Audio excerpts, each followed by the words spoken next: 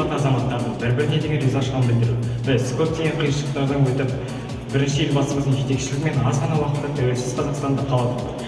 Қазақстан бар қазақтың киелі туған жері, Қазақстан қазағының туған ел, кем байтақ Қазақстана жерде туған қазақтың тәңір берген несібесі.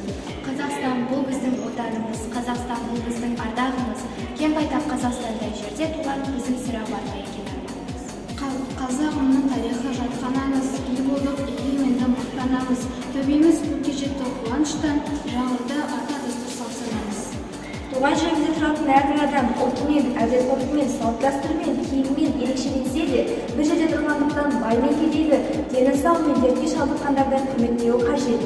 Әрбір адам жеке тұлға, ол өзіне сай ізгі тілектер мен сыйластық сөздерін естігісі келеді.